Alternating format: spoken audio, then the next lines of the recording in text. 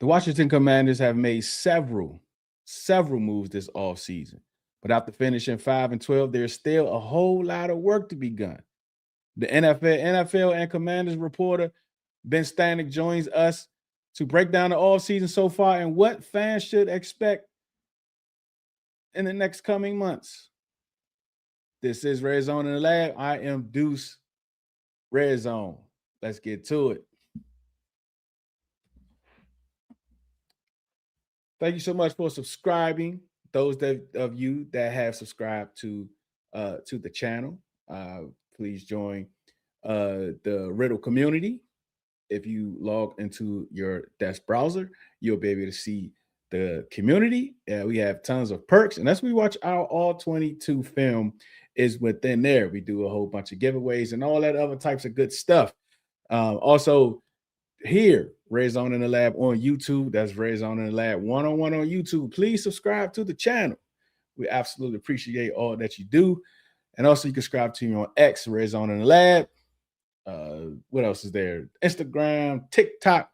It's all under Red Zone in the Lab. We got Ben Standig today. And I want to talk about our free agents, not the ones we signed, but the ones that still got our name attached to their names that's still on the open market. Let's get right to it. When I first stepped into RFK Stadium, I knew I'd found a home. The roar of the fans, the energy of the city, united as one, was unlike anything I'd ever experienced. RFK Stadium was the stage for the world's greatest in sports, culture, and entertainment. All in the heart of our nation's capital. It's time to revive that legacy.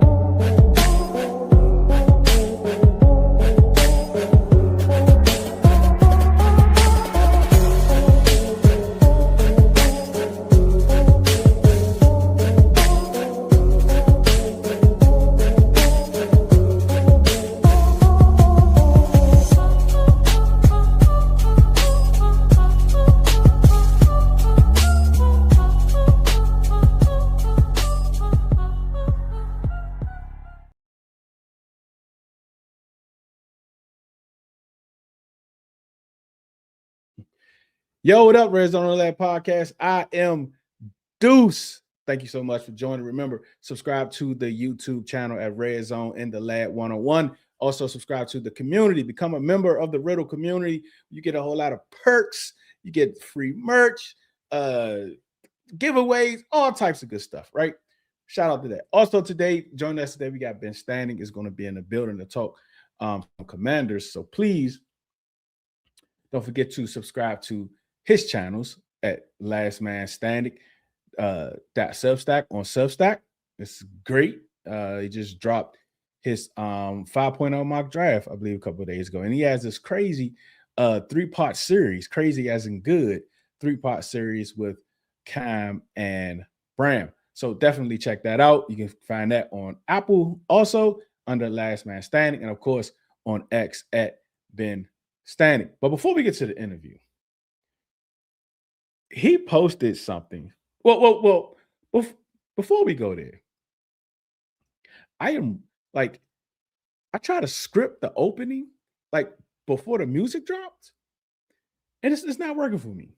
The script is not working for me. I gotta adjust. The script is not working for me, right? So I gotta adjust, right? We all learn it, right? So I just need to adjust. I was just thinking about that. I had to get it off my chest, let y'all know, because hey, look, we family, right? Help a brother out. I mean, maybe I'll say it like 20 times before the show actually starts, right? Because it's hard looking down, looking up, looking down, looking up, and then trying to like fake y'all out like I'm not looking down, reading the script, and then look back up, right? So I gotta work on that. I gotta work on that. But the question of the day, remember, when you answer this question of the day, make sure you put a question mark in front of it, or just put question in front of it. But the question of the day is: Commanders have 2 6th-round picks. Just if we draft running back, wide receiver, and center, right? Presume. Let's just say that, right? We draft running back, wide receiver, and center early. Like, mix it up. I don't care, right? But those 3 positions between the 1st, the 3rd, and the 5th includes a wide receiver, a center, and a running back. What positions should they target next in the 6th round? Got 2 in the 6th, 1 in the 7th. That's the question of the day. We're going to run that back throughout the show, and we're going to talk about it at the end of the show. All right, now, this is what I talk about before Ben come on, right? What's good, Nick? How you feeling, man? How you feeling? T, appreciate you as always pulling up. Nick, yo, so we thinking we ditching the all blacks for the all whites, or we going to get in trouble? Like, I don't know, bro. I don't know. We got to figure that out, right? Like, that edit that Rashad White posted, that joint was high, bro. That joint was HAWWD. That joint was high, bro. Like, that joint was high. The battle black, like, I don't know, man. Like, let's just make it happen, right? Like, let's just make it happen, man. Let's just make it happen. All right, let's see.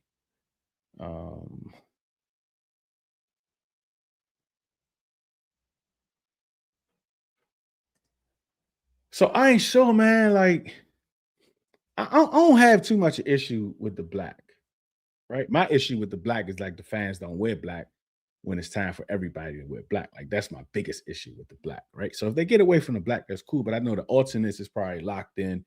They probably lock in the Super Bowl joints, but it's the helmet though. Like, I saw the picture going around of it's going from matte to gloss.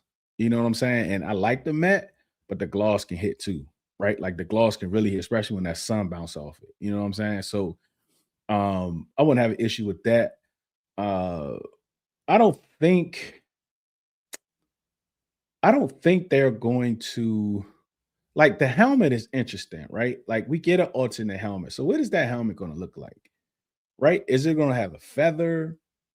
Is it going to have an arrow? Like, what is that helmet? Like, that's the part that I'm also interested to love, because I also like the dark burgundy and the dark gold too. I always think about who's the Alfred Morris drinks. And the joint with Patrick Mahomes just went off of the joints he wore that game.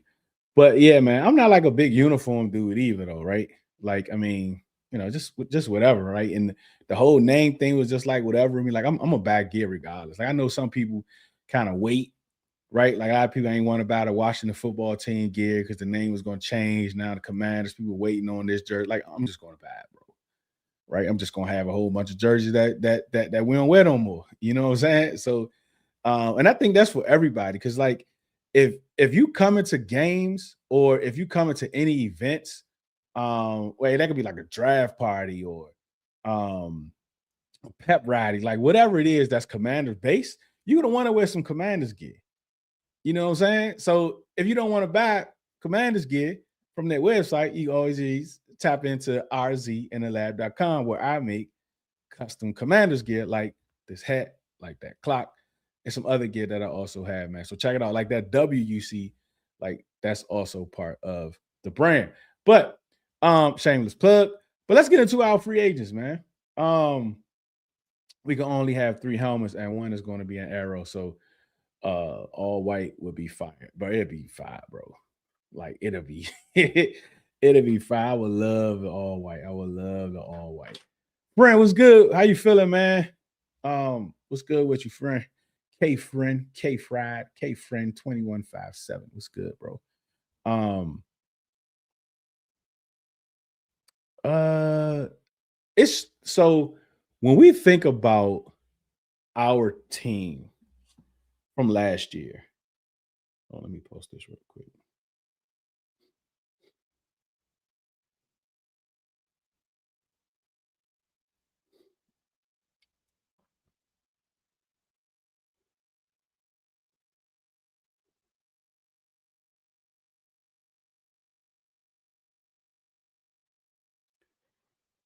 Let me post this real quick. Right. Um, Last year, Adam Peters really gets a lot of flack for the roster and what that roster ended up being throughout the year last year, right? But let's go back a little bit. Let's go back a little bit. Let's talk about the wide receiver room, right? The wide receiver room was supposed to be Terry, Noah, Debo, Luke, Jalen Lane, right? Like that was supposed to be the wide receiver room. And if you think about it on paper and just based off of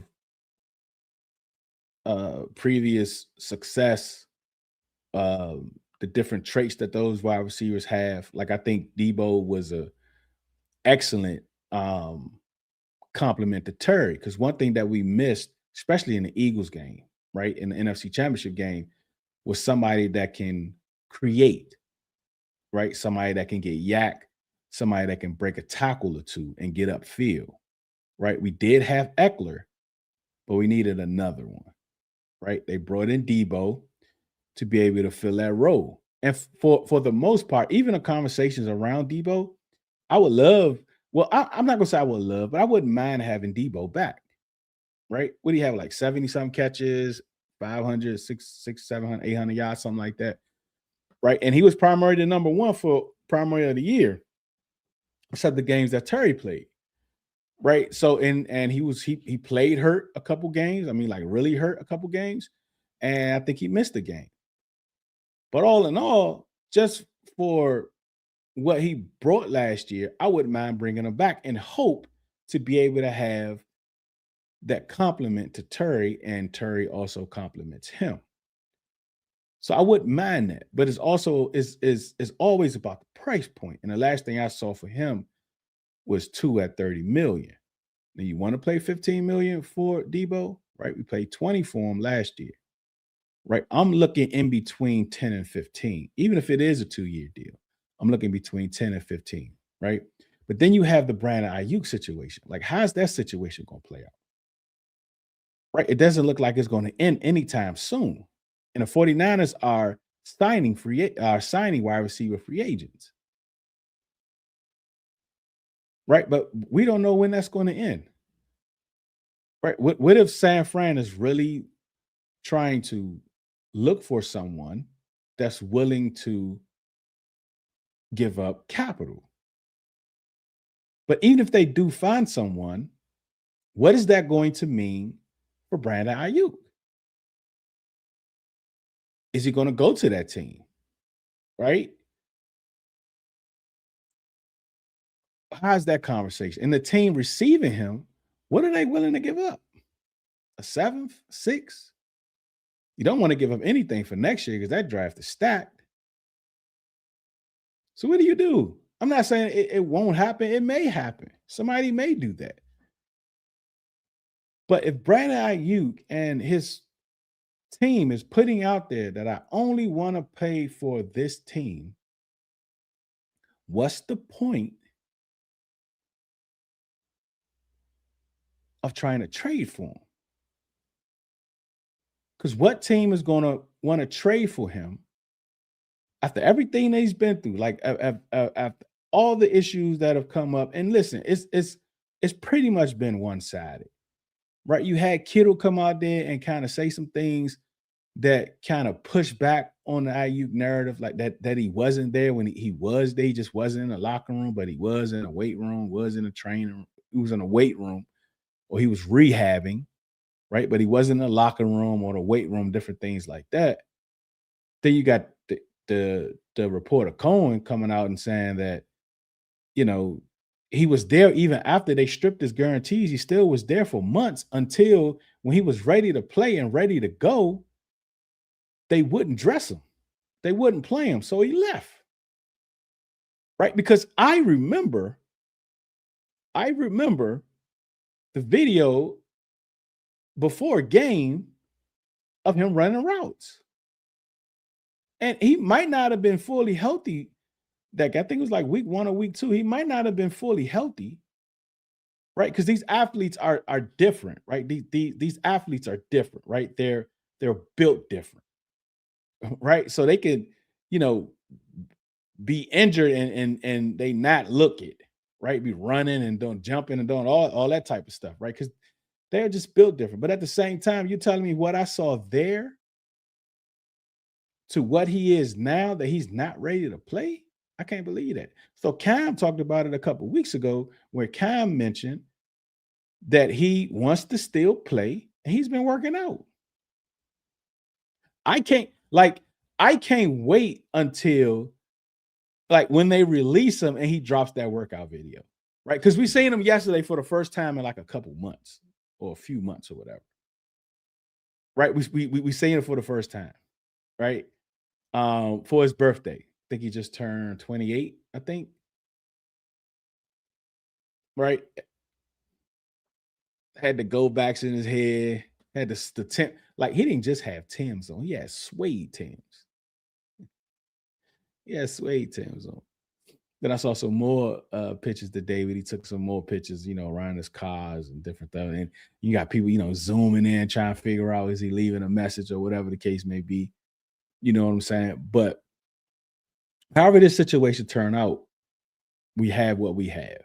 And we're going to get more into that on the episode probably tomorrow about like, are we willing to wait for that? Like, are we willing to wait for whatever is going on over there to be done with it? And or how do we know that, like, how does Adam feel about this? Right? Because I know Adam is not in the dark. Right? Adam has a relationship with Ayuk. Of course, he can't talk to him, but he already, like, during the combine, he said, hey, look, I can't talk about him as a player on the field, but as a person, he's a good man. Right? He's a good guy. He's this, he's that. You know what I'm saying? So that reassures that, you know, to me, that, you know, Adam knows something, right? But Adam also has a relationship with John Lynch and Kyle and them. Right? So it's going to be interesting how Adam approaches this, right? Because the 49ers don't want to let him go, right? For nothing. Most teams is not going to trade for that contract, not knowing where he's at mentally. And if the and if the 49ers just release him and he goes out there and he looks like 2023 IU, they're going to look so foolish. They're going to look like we did when we gave him Trent. And even with that situation, it wasn't just like, hey, look, we want to trade this player. We want to, like, no, they, you know, everything that went on with Trent, the cancer and the head, like all of the medical, like all of that stuff. So of course you want to work with him to send him somewhere, right? Because you've already done him bad, right? We already going through this. You're not putting on the helmet. Like, he's not going to play for you anymore. And then he's coming off of the cancer scare. So teams is, you know what I mean? Teams is not going to give you like a first round pick for Trent when they're not even sure if he's like his medicals, if he's even going to play again. I mean, he was saying he can't put on a helmet. But this IU situation don't seem like they trying to work with him at all. And he's not trying to work with them. They're just not in communication. They might not even tell him when they're about to cut him. They might just do it. But remember, we was talking about this like all February, that the 49ers could be petty and do this. So if you watch this show, you should not be surprised because we talked about this plenty of times that the 49ers could be petty and just hold them to June 1st and then cut them. That way, whatever team he goes, like he's going to miss all OTAs, all the offseason, all the installment. He's going to miss all of that. So he's going to be coming in behind the 8-ball. Or is he? Remember, we had that thing about Jaden showing him film. Remember that? Right? Remember that? So I don't know how this situation is going to play out. But get back to the point. What Adam put together in the wide receiver room last year was not what we saw last year. We got to keep that in mind. Like, he didn't sign Chris Moore to be wide receiver 1 and 2 for multiple weeks in a row. He didn't sign Robbie Chosen to play in a game. He didn't sign Rivercraft to be wide receiver 3. Like, he didn't do those things for that. Those guys were camp baddies. And some of them wasn't even on a team until midway through the year. Remember, at one point, we didn't have nobody that was at camp as wide receivers like 1 through 4. He didn't do that on purpose. But you have to field the team. And when you got bodies falling, who do you think is on free agency that you could pick up? Kendrick Bourne, like at the time when we were wanting to trade for him, Noah was hurt. But remember, at this time, Terry and Debo was healthy. And I think Noah was kind of healthy too. And everybody was healthy. So it's not like Kendrick Bourne chose the 49ers over us because but he chose them because he has a better opportunity to play. Because he's getting a 1-year deal. He's getting a better opportunity to play. So remember, he took the weekend to decide. And he chose them because he come right in and he could be featured. And then right after that, all the injuries started with us. Jacoby Myers. I'm not sure if we made a play for him on that. I think we did. I'm trying to think, I think we did. But he got traded. He went on to Jacksonville and he ended up getting an extension. He ended up balling out.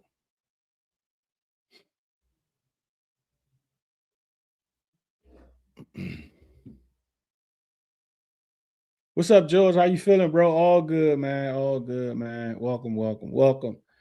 Yeah, Brandon deal stuck. Yeah, man, I don't know what to do with that drink, bro. It's just, I don't know, man. Yeah, man, like we could get that IU. Anything close to that, I'd be pumped. I'd be excited. Anything close to that, I'd be pumped, bro. I'd be pumped. Oh, they both petty. They don't even have to wait until June. They could cut them. Bro, they can, like, long as it's post June 1, like they could hold him, bro.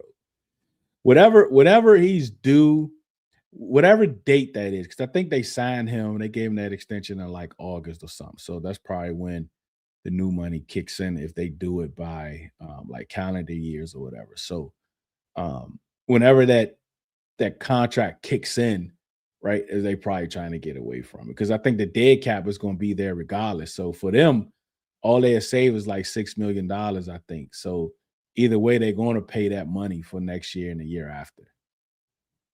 So they could just be extremely petty. They could just keep him on the roster through the duration of his contract. They could be super petty. But what are we going to do in the meantime? Because we can't just wait around. Right? Like Adam Peters can't approach the rest of free agency and into the draft with the mindset that we're going to have Ayuk unless he knows something that we don't know. It's the only way I could see him doing that. But to be blind to that situation and then automatically like move as if we have him when we don't, I think it's reckless. I think it's reckless, right? Um, I mean, you can, right? Like, I mean, but like, think about this. He was like wide receiver 7 or 8, right? Like he wasn't expected to play. I wasn't expect. Matter of fact, I didn't know he was 31 until like November because he made some splash plays in training camp. Remember, we was like, all right, cool. He a good wide receiver, 6'7". He ain't make the 53. Like, we was like, all right, cool. In practice squad. We ain't expect them to be wide receiver 1.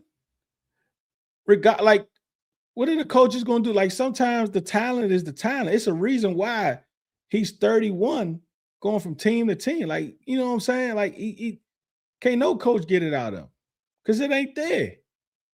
And it's unfortunate for us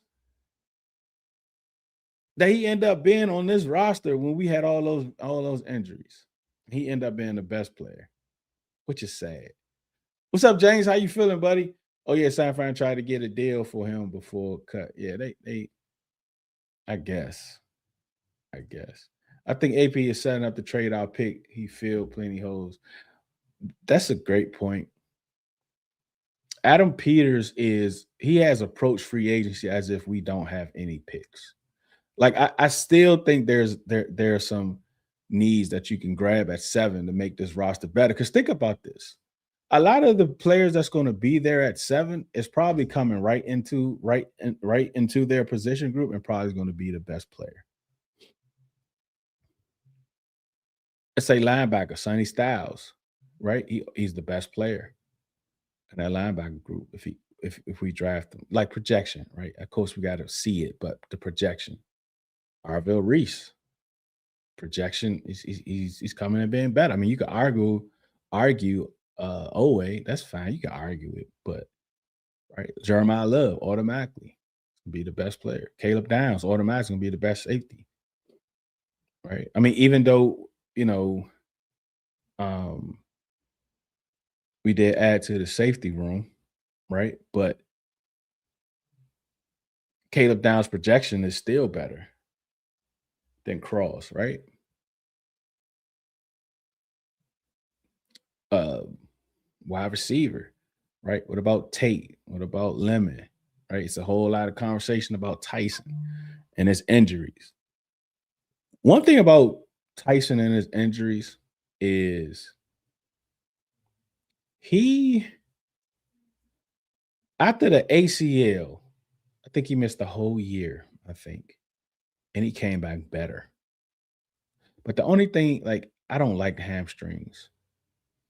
I don't know if he had hamstrings in both legs that year, but he didn't miss a ton of games with it. But hamstrings, man, they follow you throughout your career. And we know that with Marshawn. Marshawn hamstring started in college too. But you can still have a very productive all-pro type career, though. So it's going to be interesting with him.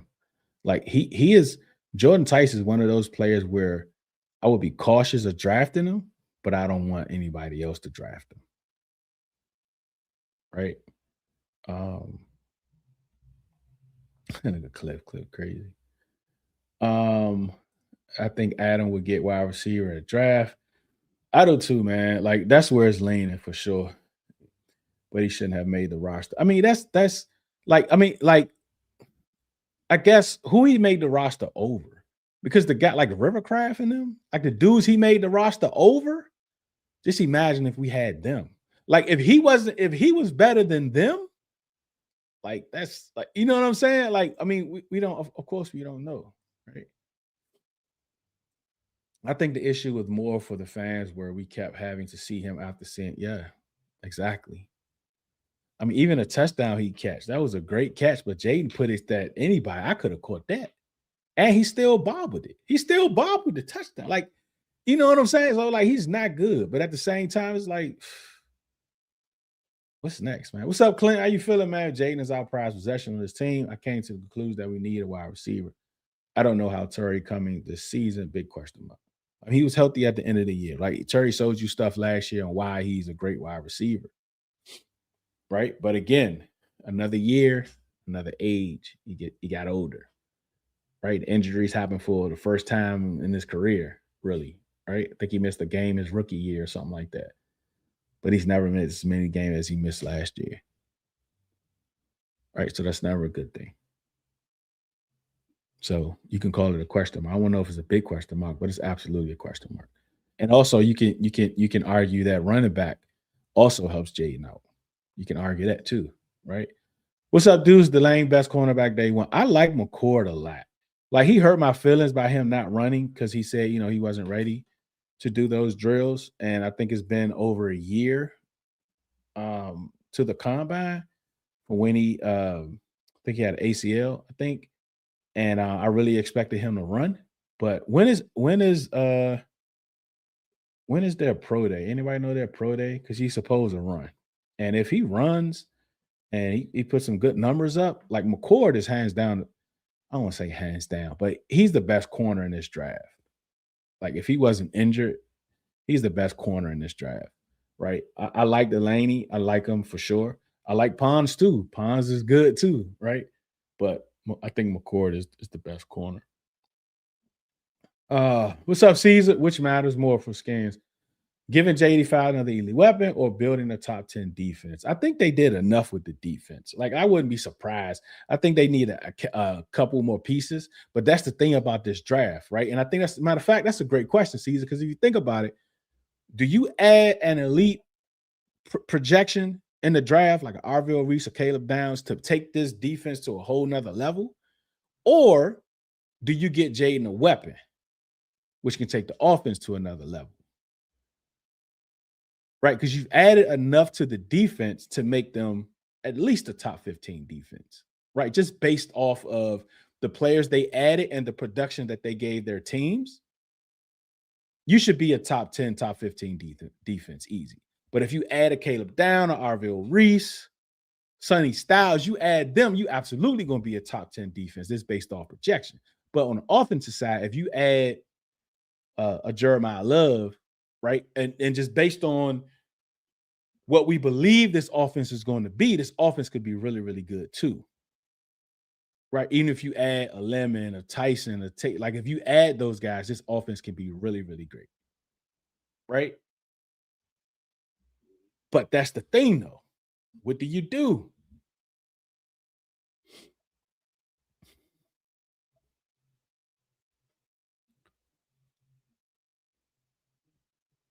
What do you do? Right? That's a great question, though. But look, I know some of y'all came in late, so I'm gonna throw this back up there real quick. The question of the day, right? The question of the day is since the Commanders have 2 6th-round picks, and we are presuming that we draft a running back, a wide receiver, and a center with the 7th, 71, and I think 142, right? In the 5th-round pick. It doesn't have to be in that order, but just with those three picks, somehow we got those 3 positions. What positions are you looking to draft in the 6th round, in the 2 6 and in the 7th round? Like what position do you want them to target? And when you answer, put question in front of it. I'm gonna throw it up in the star box, and at the end of the show, we're gonna talk about it. But that is the question of the day, and we're gonna come back, right?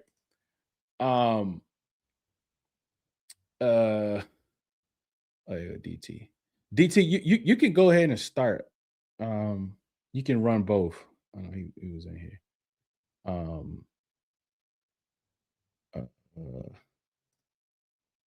That's the question of the day. All right, let's go back up. What's up, George? That's why he added 2 running backs in case Love goes at 4. I don't know, bro. Like I get it, right? Like you want like that. That's what I mean by him approaching this free agency as if he don't have no picks. Because I think what he was trying to do is go into the draft without having a need. Right? So think about it. What what are our needs right now? Our needs right now is a center and another wide receiver. As far as offense, we could call that like a need, right? I don't think the running back is a need, but you absolutely will do BPA and you'll take Love hands down. But as far as the need, and what did he try to do? Like he tried to do that with Alec Pierce, Romeo Dubs, and Linderbaum. Like he tried to add those. You know what I'm saying? So it's not like he didn't try to do that, but unfortunately, it didn't happen. You know what I'm saying? So we still have those two needs. Like we running back, I mean center and wide receiver. Jay get some wins. Like I'm trying to think of like when has the defense ever took said to Jaden, hey, look, we got this game. We got you. We're gonna put you in position. They may have done it for a quarter here and there, but they've never had Jaden back yet. And that's what I'm expecting from this defense. Key, what's good, Key? What's good, Key? How you been? I don't think you've been in the zone chopping it up as much. All right, Tennessee Pro Day is my. See, this is what I need from you, Key. Like, I don't know where you be. Like, maybe I got to send you the links directly to you because because I be needing answers. And Radar don't be here. Like, you know, Radar is always on point.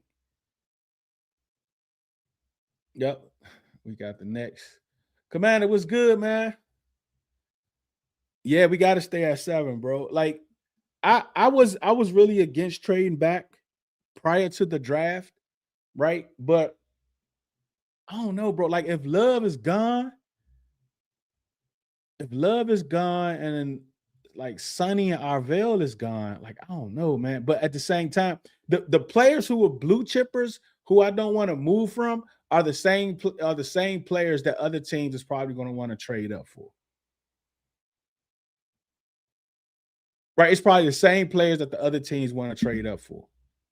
Right? So like when I think about it, I'm like, yeah. So like even if I want to trade back, I'm trading away from a blue chipper. Because the team not gonna come up for any old body. You know what I'm saying? So it's gonna have to be one of those players. And that's the sad thing about it.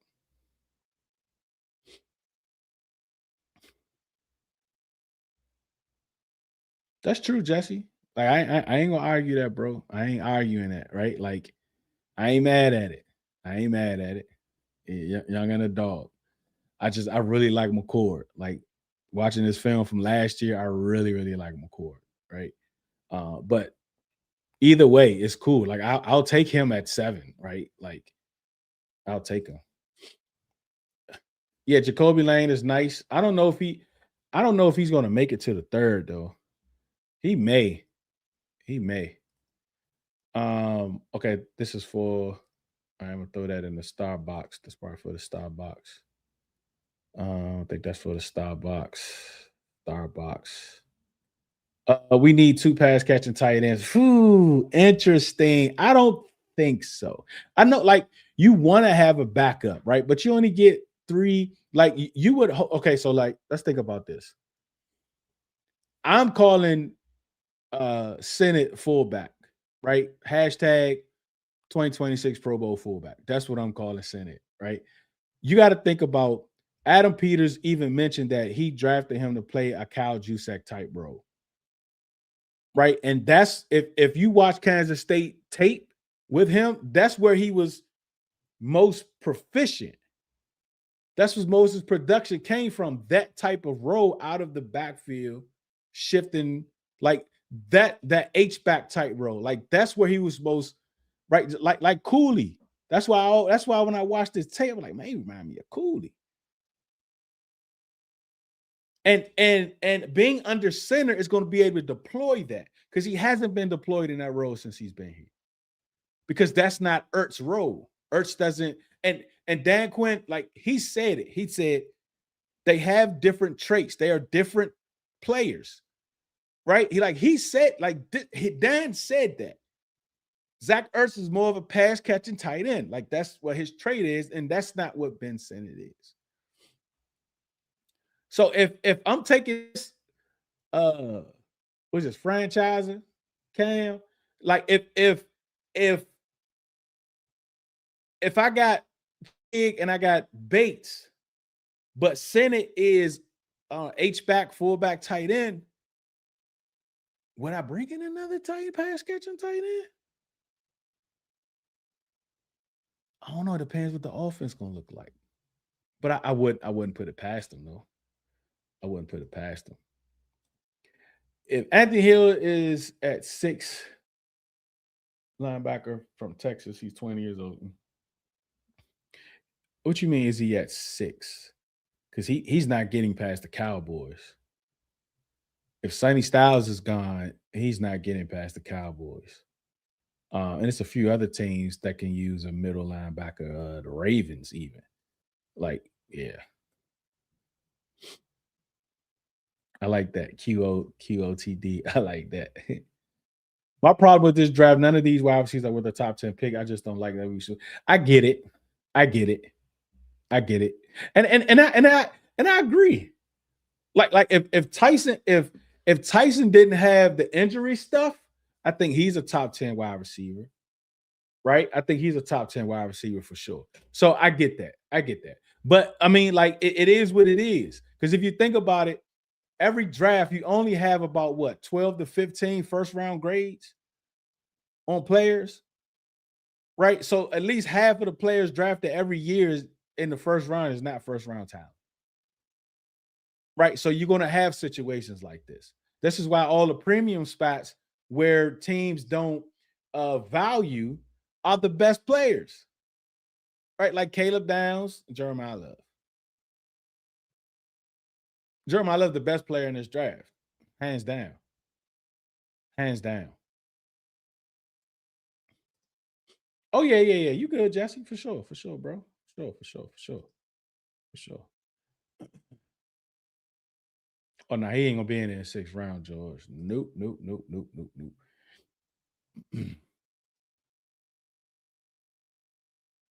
Yeah, I would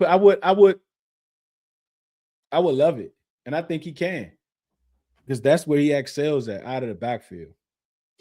Even a lot of his blocks, like he's a better blocker off movement. Like he's just a better player off movement. Yeah, man. Like just go back. If anyone in here, not saying that you didn't, but if you didn't watch that Kansas State film with Senate, like go back and watch it and go see how he fits that H-back role. Really good. Yep. Now I wonder where he's going. He might be there late round. Josiah Trotter. You got 2 sons in the league. Best player. I agree, bro. The best player. Whoever that the best player at 7. That's why I would like that something came out with the Vikings, I think. And they were giving us 18. They was giving us a 2nd round pick. I think of 5th round pick and like a 4th next year or something. It's enticing, bro. Especially if Love is gone. It's very, very enticing. Because this draft don't have a lot of like elite top end talent, but it has a lot of starting talent. Like the center position. Like I think Adam is just like he's just looking long term for the center position. Like I think he knows it's going to be a center there. I think he has a couple people in mind that's going to be there. Even with that 5th pick, like there's about 5 or 6 centers that can play 12 years in this league. That's going to be there from rounds 3 through 5. At least 5 of them. You got Bo Stevens, you got Kuhn, you got Pat Coogan, you got the Logan kid. Like you got a rack of these guys that could come in and they could be day one start. Like preferably you would want them to develop a year. You would want them to because that's what even before we cut Biotish, I was saying like, listen, he didn't play that well, right? His production dropped and he's getting older. I don't think he's going to be the center for Jaden for the next 3 to 5 years. So draft somebody day 3 and develop them because the center class is deep. Like I knew the center class was going to be deep. So draft somebody day 3 and develop them for a year to sit behind Biotish. Now they could do the same thing with Allegretti. Like Allegretti, he is not like a bum, but he's not above average, right? I think he's bottom 20, right? He doesn't have a lot of power, right? He kind of gets pushed back. He can move, right? He can do the zone blocking thing. He can double and get to the next level. He can get to a spot. He can get to space. He can do the screen thing, right? But he's going to be pushed because he's not like that great, that good. So he's going to be pushed regardless of what they do, right? Like even if he wins the job out, if they do draft the center, it's not like he's going to be locked in for the rest of the year. It might be a situation where, like when Brandon Coleman came in, when he was splitting reps, it could be.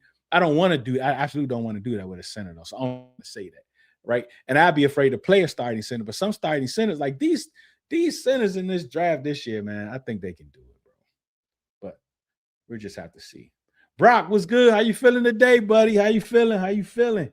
Yeah, I don't like these top 10 wide receivers either. We're allowing ourselves to get caught up in the West Coast system, and we don't need to win a championship next year. Don't need to win? Like you want to win, though, right? But I get your point, though. I get your point. Like, don't reach for something that's really not there. Right? As my man usually said, don't go chasing ghosts, right? Right. So I get it. Like I get your point. I get your point, bro. Right. And it's this story with him is very interesting. So y'all know he's like 6'7", 6'8", right? And he played left tackle his whole career. At the Senior Bowl, they moved him to center. And about 3 or 4 left tackles that played left tackle their collegiate careers, most part, they moved them to center. They said they'll be done. This is a new trend. Well, I don't know if it's a trend yet, right? You got to do it for multiple years, but this is new. We never had this type of position switch to go from left tackle to center. But he's 6'8", so I'm not concerned about his height so much, right? Because Jaden is like what 6'4", 6'5", something like. So I'm not concerned about his height. But go watch. He played one game at center last year against Arkansas. Watch that game. Like, and then he went back and left, but watch that Arkansas game. I think he can absolutely do it. But that's another guy that I would want to develop, right? Playing one game at center in your collegiate career and then coming right up to the pros. I don't know, man. Glenn, what's good, brother? What's good, Glenn? I think we can get a solid center in the third. Oh, for sure. Like hands down, no doubt. No doubt. But do you want to go, you know, playmaker center? I guess so. Like you go love center, you go wide receiver center. But if you trade back a couple and pick up an extra third or a second, I love that too. There's some bust potential there. Like I ain't gonna sit up here and say it ain't. Outside of Raiders taking quarterback, only Reese, Love, Bailey, and Styles are blue chip to me. If they are gone before 7, anything else that anyone and see, like that's the point, Cole. It's like those are the only players teams that come up for. Those are the only players they come up for. They're not coming up for Tate. They're not coming up for Lemon. They're not coming up for Tyson. They're not coming up for any of them. So if those guys are off the board, we're gonna be in trouble, bro. You might not have a partner. Sam Cosmi, Brock, Sam Cosmi, right guard. Sam Cosmi. For Biotis to get cut first, it means AP and Cunningham. Yeah, they better have one, but I think they do. And I think the plan was to draft. I can see us drafting a wide receiver and bringing in more wide receivers that's free. Yeah, for sure. I mean, we have to. Right? We got to get the 90. We got to get the 90. We got what, 7 wide receivers? Usually have like 10, 12 wide receivers doing camp. So we absolutely gonna bring more in. No doubt. Yeah, bro. I didn't realize we only got 3 cornerbacks worth mentioning on the roster. The other 2 are practice squad players. We got 3 cornerbacks. And Amos, we hope right? I mean, he's projected to be like that. Like he played very well till he got hurt, right? You got Roberts, who's I think is great in the slot, right? You need that type of play. And you got Mikey who played the slot, but Mikey had up and down, yeah, man, more down than up. So corner QB2, another boundary corner, that's another need, right? So if Delaney is there, especially if McCord don't run, you might gotta go corner right there. You might gotta go corner at 7. Nah, he done, bro. He might as well retire. He might as well retire. The safeties is not thin though. I think the cornerbacks is the safeties, regardless you like them or not, they're not too thin, right? You got Harris, you got Cross, you got Quant, you got Percy, you got Owens, you got Revo. And I know those not good names, right? Like you still bring somebody like Downs coming here, he's automatically right up there with Cross, automatically. But at the same time, and one thing that we got to kind of keep in mind is just because, like Quan, for instance, just because some might not think he was good as a starter, right? Like as a starter in Madden, he probably like, I don't know, 64. But as a backup sub package player, he could probably be like a 72. So just because a player is not good as a starter doesn't mean they won't be good as a depth piece that's not required to start or to play many snaps, just sub packages. Like that's how you build your team. Like that's how you build your team up, right? You take a guy that's been starting the last 30 some games, and you make him a depth piece. You make him a sub package player. Like that's how you do it. All right. Let me pull this up. So I did want to talk before we get to the Ben Standig interview, but I am going to get it ready for you, and then we're going to come back and chop it up a little bit more. But so like for the Commanders, free agents, check this out. Like, bro, like our team was bad. Like we got 1, 2, 3. Look, Jeff Driscoll, who we signed later in the year, like he didn't play, but he got Zach Ertz, Austin Eckler, right? Like Austin Eckler, he got hurt, but he meant a lot. I didn't know he meant as much as he did, but he did. Like he really meant a lot, right? So I don't even know. Like he's not retiring. Zach Ertz said he's not retiring, but these guys are still free agents, right? Noah Brown still a free agent. Debo still a free agent. Now Debo thing is he's probably just trying to see what the market looks like. He probably wait a little while, but even still, he's still a free agent. Chris Moore, Robbie Chose, like these players get like they contributed a lot to the snap count, at least. Like these guys was wide receiver 1, 2, 3. And no other team wants them. No other team wants them. Defense, Bobby Wagner. I think he'll sign with a team. Von Miller, like these players that played as much as they did last year are free agents. Yeah, remember Antonio Hamilton? Like a lot of y'all was treating him like he was prime Revis after that one game. He's 31 years old. Even Jacob Martin, who did sign with somebody, but he's 31. His coming out, like all his agent did was send every team that Kansas City fan. Preston Smith played major snaps with us. Eddie Goldman, like I want to bring Eddie Goldman back. Out of this list, we're gonna go over that, but I want to bring Eddie Goldman back, right? But even Eddie Goldman, Sheldon Day, like these guys play significant snaps with us, and they are still free agents right now today. What does that tell you about what we had to endure last year because of injuries?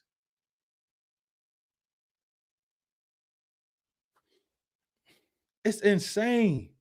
So out of this list, I would all right, chat. Yeah, y'all see this list, right? Let me catch up with the comment because I want y'all to like out of this list, give me one offensive player and one defensive player that you will bring back off of this list. One offensive player, if it's no player, just put an X. Put an X and then like Eddie Goldman or Debo Samuel and an X.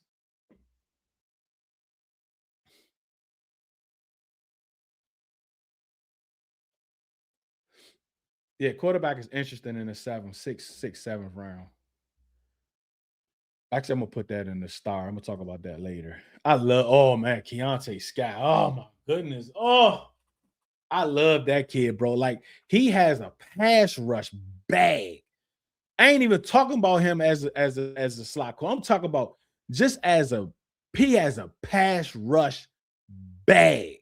We reviewed him on Sunday, and those of y'all that like film work and all 22 and all that, check the show out. Sundays at 8:35. This past week we did corners and safeties. Man, we had like 18 of 16, 17 of them. Right, their film work on them, broke them down. Keontae was one of them, bro. He has a back. I think he had like 12 pressures, bro. That dude around the line of, I mean, he has the shoulder dip, he has a spin, bull rush, like he has all of that. Man, you get him in this defense, somebody like that. Man, I love that dude, bro. Outside of our O and D lines, we don't have a position that's really built to survive an injury. Matter of fact, and why you not on YouTube, Cole? But anyhow, DM me that Cole. DM me that because I'm gonna talk about that probably next week. I'm gonna see where we at next week in free agency. Yeah, man, we can trade, but we get a second round pick, man. Definitely. I love that kid, bro. Frankie Lou, Kwama. Yeah, they all on the high seat, bro. They gotta perform. B-Wags. Like, think about it. You put speed and talent around him, you may be able to hide some of those deficiencies in coverage if that's what you decide to do. But Bobby got to want to come off on third on passing situations. He got to want to come off. Zach Ertz, Hawk, like I don't know, maybe, but like, I mean, coming back off an ACL, like he could barely run, right? Like he could barely run anyhow. You know what I'm saying? So, um, I don't know. Coming back on no ACL, Debo and Bobby wouldn't be mad. Debo and B Wags. Eddie Goldman played very well. He was the only old player that we brought in to play in different sub packages that actually was able to do that because Ken Law and Newton and Payne and them stayed healthy, and he did very well at that zero tech. So I would love to bring him in just to kind of back up Tim Settle, right, and fight for a roster spot to go into the season. Absolutely, absolutely. Yeah, I like these. Yep, Debo, Eddie, Jeff Driscoll, Eddie Goldman. Yeah, we need another quarterback. I don't know. I don't think they're going to draft one. I'd be surprised, but I think they might pick up one as an undrafted free agent. If not, I wouldn't mind Driscoll, but we need camp arms too, right? So we need at least 4 quarterbacks. Right now, we have 3, right? One of them is just there for the vibes. You know what I'm saying? So we definitely going to need another one. Yeah, we need a pass rush. I mean, we added three guys.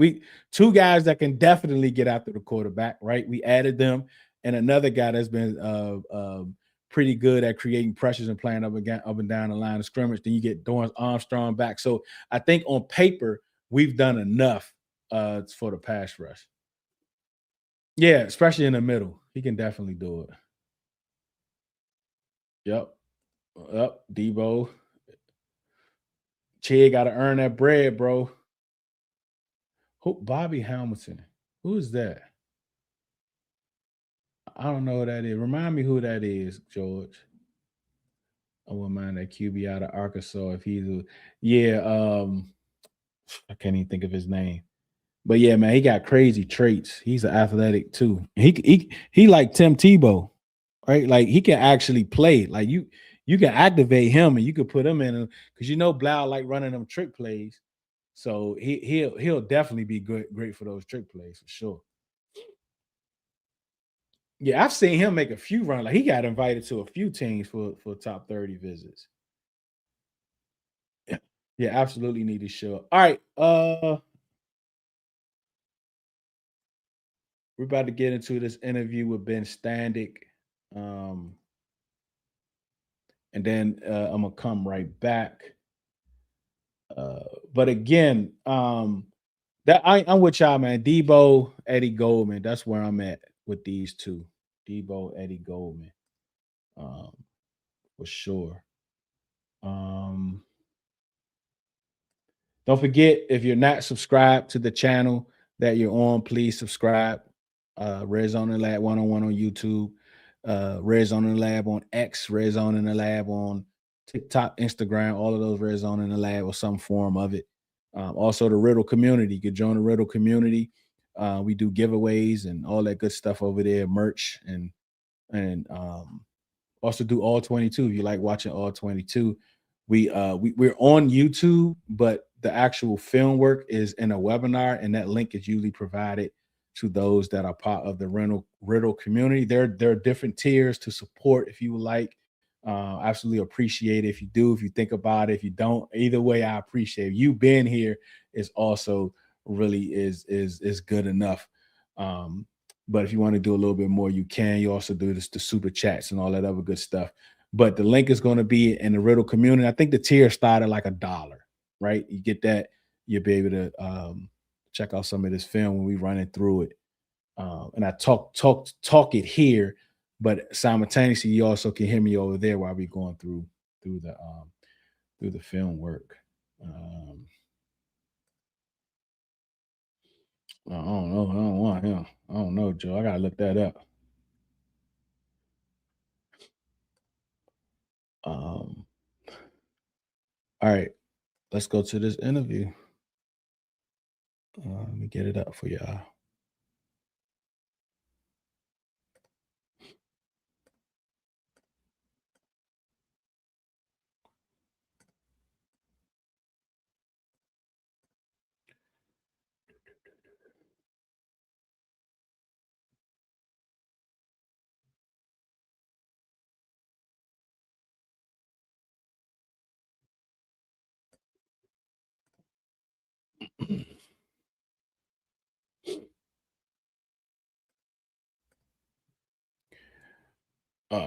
Let me know if let me know y'all can hear it.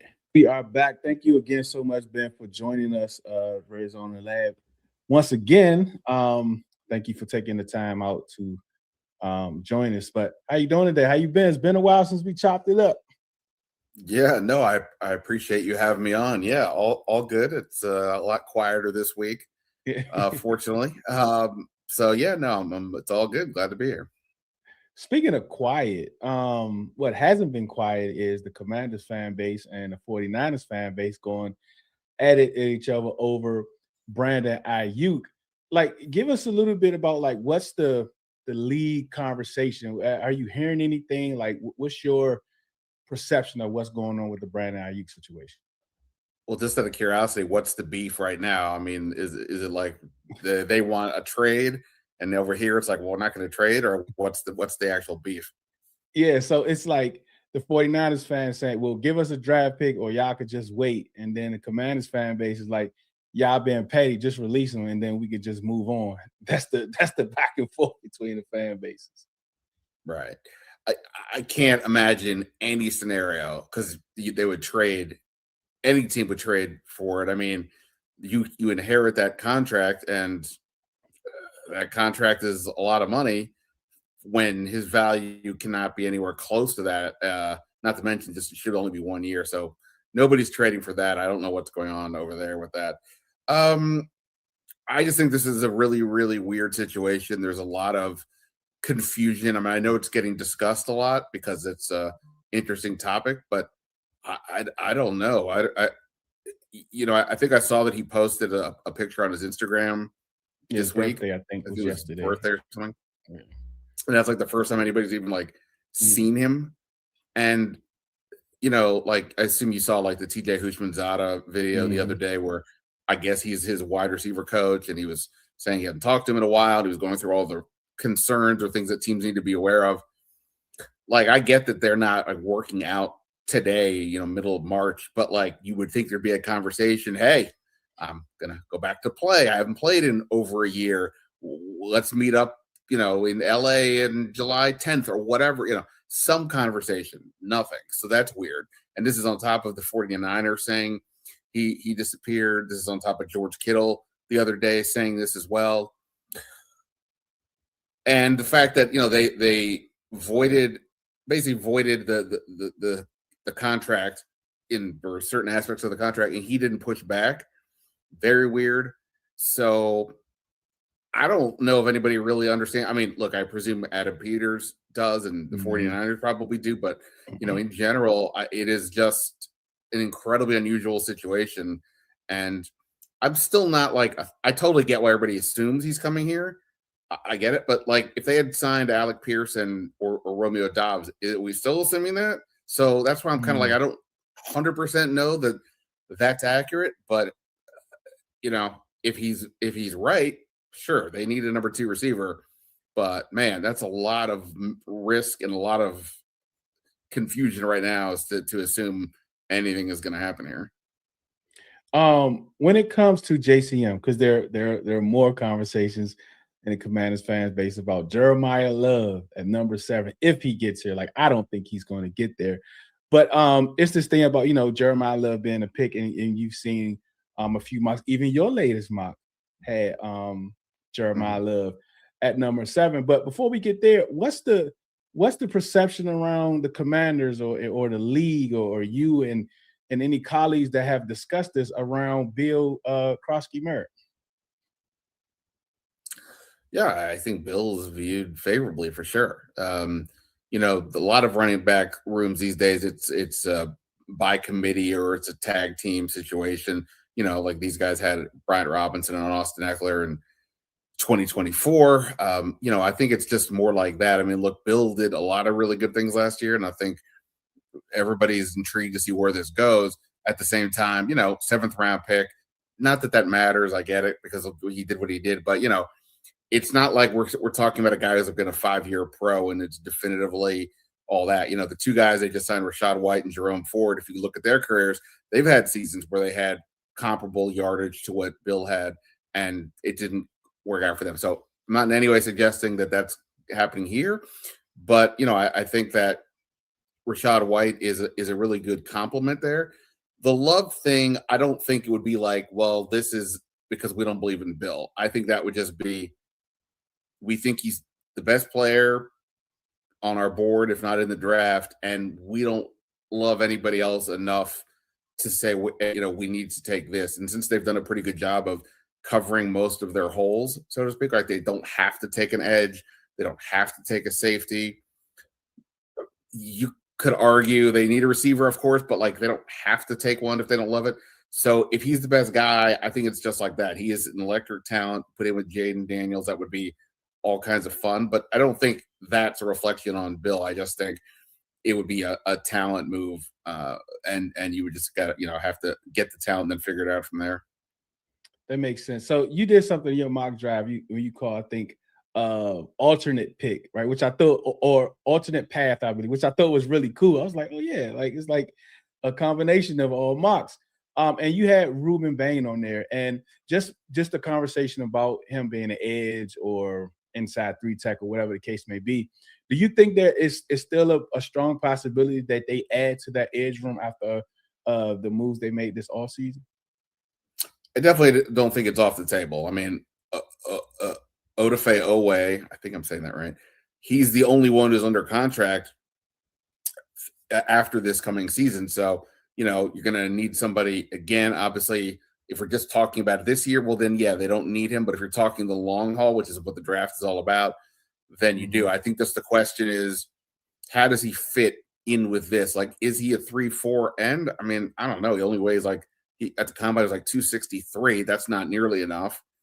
But is he a guy that you could see dropping back if when needed? I don't know. Is that really how you view him? If they were playing more of the 4-3 or 4-2-5 like they did last year, then that might be a better fit. Now, I could be completely wrong, and they may be like, no, this guy is just awesome. He's very powerful. We're not worrying about it at all. But I just don't know. Like if you tell me David Bailey gets there at 7, like that seems to me a little more logical as a fit. I just don't know that Bain is that guy. And obviously the shorter arms, everybody says, oh, it doesn't really matter. Well, it's going to matter to some people. And Adam Peters, one of those people, at the combine, when he was asked about what are you looking for at that spot, he said what they all said, length. Well, that's not him. So I think in general, an edge is still in play. Bain is that part specifically, I'm not sure about. The Tunsil interview. I got 2 questions from the Tunsil. And the first one is, well, they just may see me as a great player. When he said, like, tell me the truth, man. When he said that, I'm gonna tell you the first thing that came to my mind was like, oh, dang, Terry. Like, that's the first thing that came to my mind, right? Oh, What was Terry? the first thing that, yeah, like Terry, that's the first thing that came to my mind when he said, oh, they look at me as a great player, right? What was the first thing that came to your mind when he said it? I mean, I just thought it was funny. He was having a lot of fun with us in that. I mean, he was personable. You know, he was being, honest about a couple things. I mean, obviously, he is a hell of a player. I wasn't thinking about Terry in that spot, but he did, of course, when asked, like, well, why, again, it's like more to the point, well, why do you think this got done? He's like, well, after what happened with Terry, they didn't want to, go through it again, which I think we all saw coming. Look, the reality of the world, and this isn't just about sports, this is about anywhere. You tend to get credit for the things that you do, not for the things that you inherit. So Terry McLaurin was already here. He doesn't get credit. Adam Peters doesn't for whatever Terry McLaurin does. I know that should not matter, but to some degree it does. In this case, he traded for Tunsil. Like, if this thing blows up, it's a world of hurt. Why are you acquiring this guy? You had to have a feel for what he was looking for, et cetera. So plus at the end of the year, when Adam Peters said that Tunsil's great to have around, a great player, maybe the best player in the league. I mean, that was just another indication that this thing was done. So the only question for me was, what was the number going to be, and was it going to be the deal going to get done on the first day of free agency or what have you? So I don't know about the Terry part. I hear you, but I didn't think that in the real time. It was just funny. I mean, I thought the other line was funny about why he wanted to get it done quick. He's like, oh, I wanted that money in my bank account. Absolutely. $32 million signing bonus. I mean, yeah, I get it. Yeah. So how important was it for Adam to get this deal done as quickly as he did? Not only because of the locker room, but other free agents that may want to come here. I mean, it just takes a big, potential issue off the table.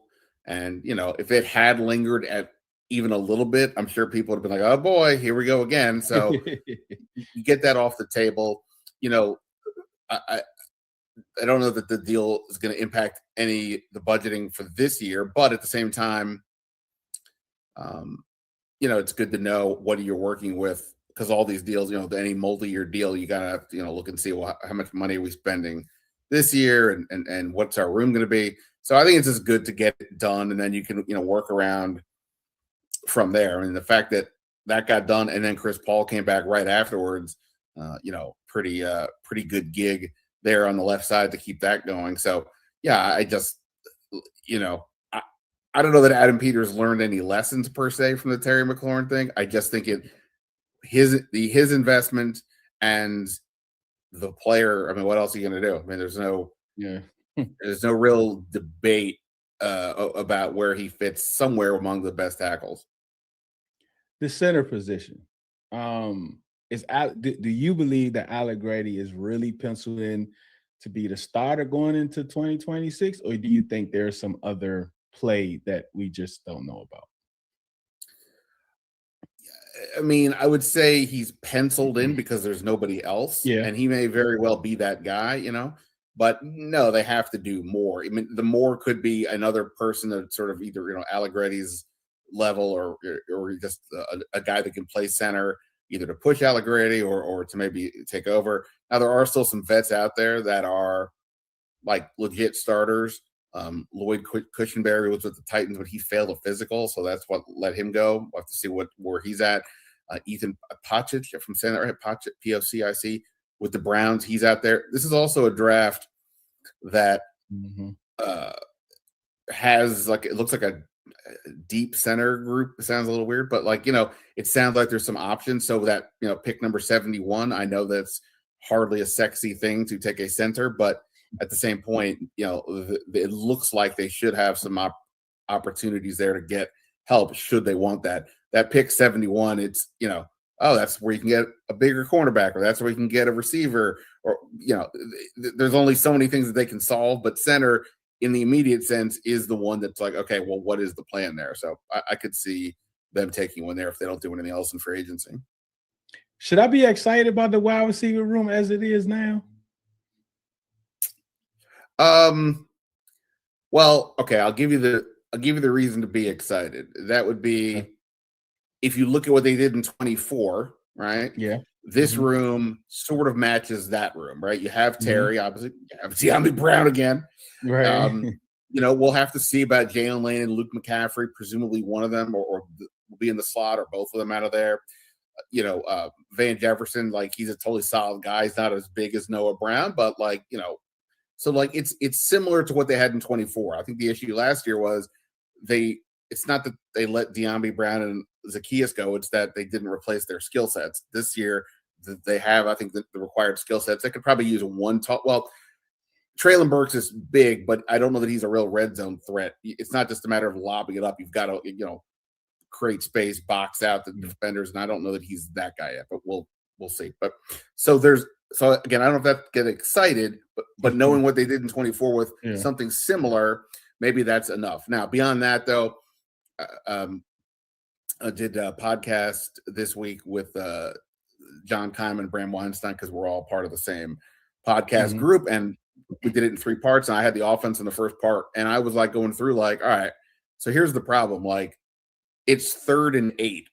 Other than Terry McLaurin, who are you throwing it to? And right now, I don't know the answer to that. I would even like Chig.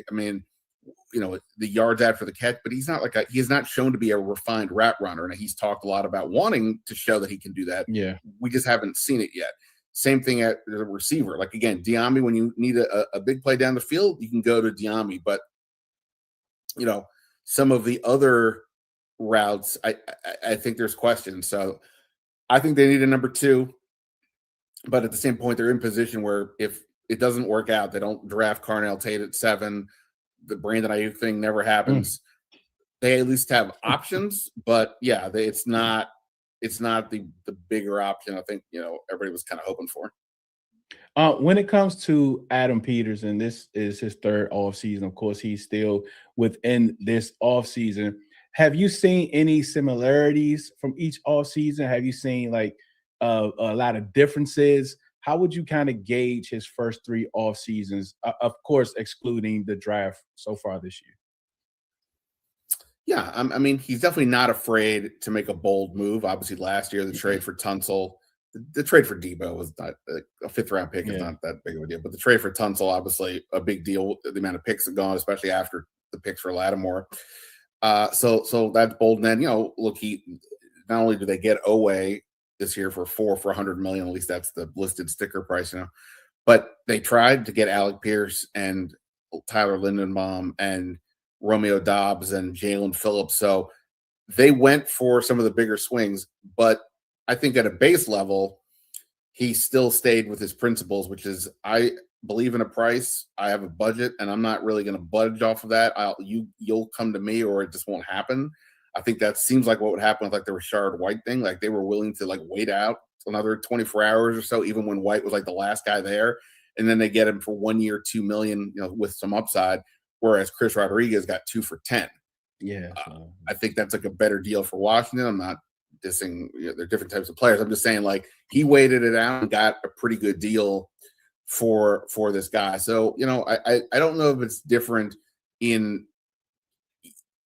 I don't know if it's necessarily different, but like you said, he's willing to make the bold moves, but overall, he's not going to chase bodies, or he's not going to spend for the sake of spending just because they need a receiver. If you like some guys at the top, he went for it. Other than that, we'll just wait the market play out, and some guy will eventually say, yeah, let's do it.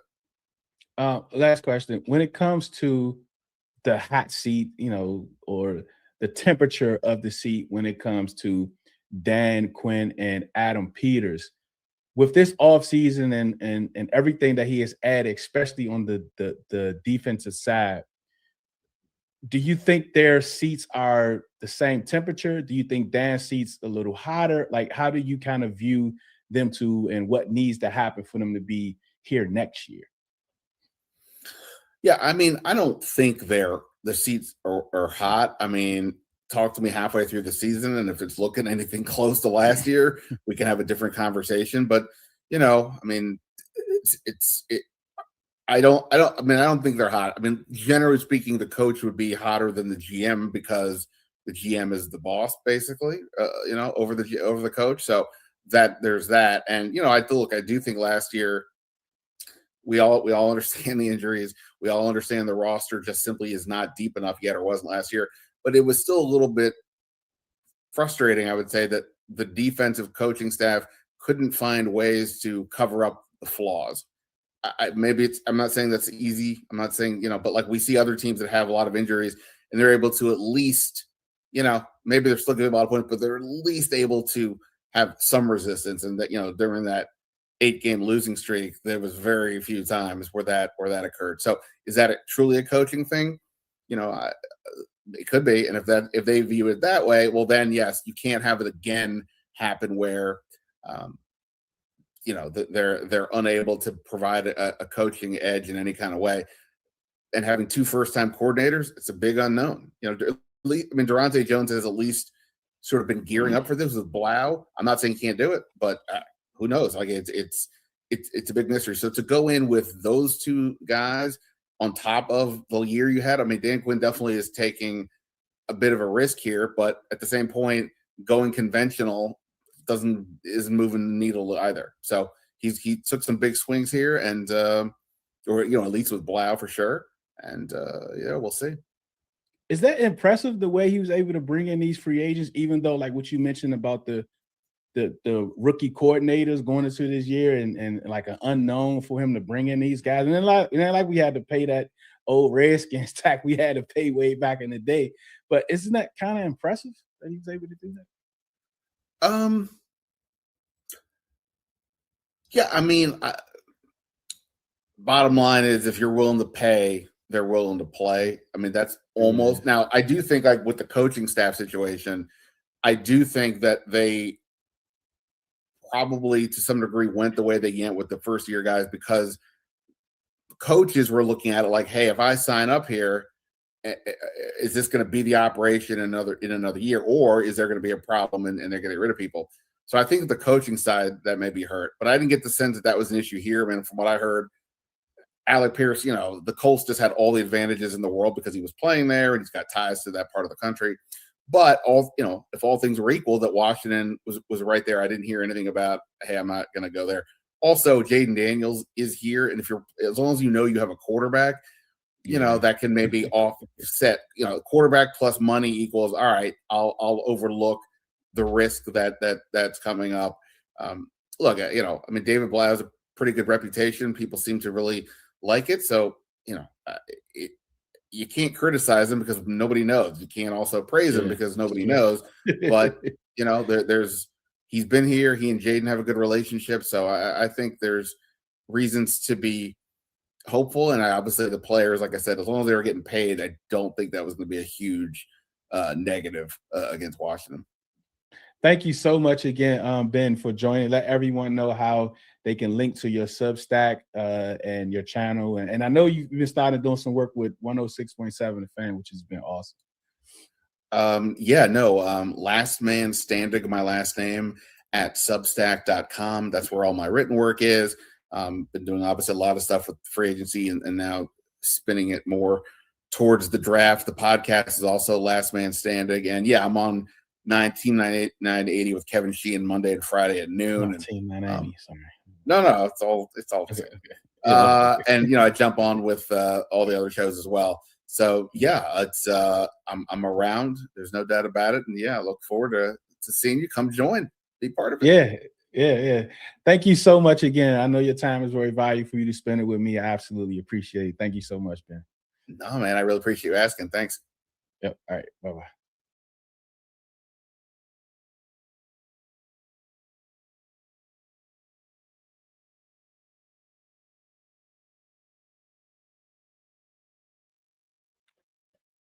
Hey, what y'all think, man? Steve, I appreciate you, bro. Appreciate you, man, for coming a member, man. Riddle community, I appreciate you, bro. Much love to you. Much love to you, man. And Appreciate everyone that's already part of the Riddle community, those that are thinking about it, those that may or may not do, and those that just don't want to do it. Appreciate you too, man. So yeah, man. So what y'all think? So I think like I don't think okay, so like let's start with Bill, right?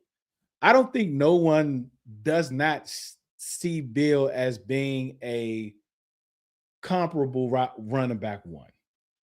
I don't think even a lot of fans that really, I mean, like really want to draft Love. I don't think they look at Bill as incapable of being a running back one, right? But from what we know is even Jeremiah Love was a split back.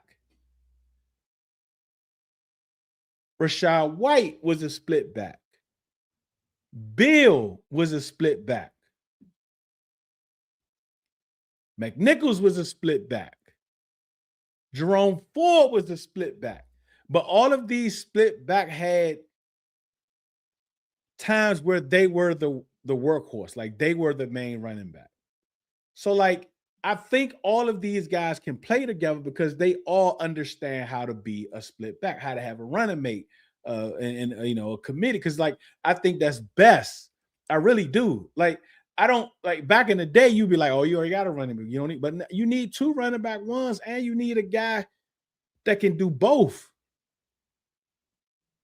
I really want. I saw the clip of Bill, you know, working on jump cuts and all that, but I really want him to tone in on his pass catching and his pass protection out of the backfield. And he has guys. Rashad White is one of the best in the league. So hopefully he locks up with him. And also he's one of the best in the league in catching out of the backfield. Just imagine having three backs that when they're in the game, you just don't know what they're going to do. You don't know if it's going to be a pass, if it's going to be a run, a play action, like any of that, because they don't tip your hat to anything. And they all can do it. Like Bill can run in between the tackles. We've seen him run in between the tackles. We've seen Rashad White run in between the tackles and absolutely love running between the tackles.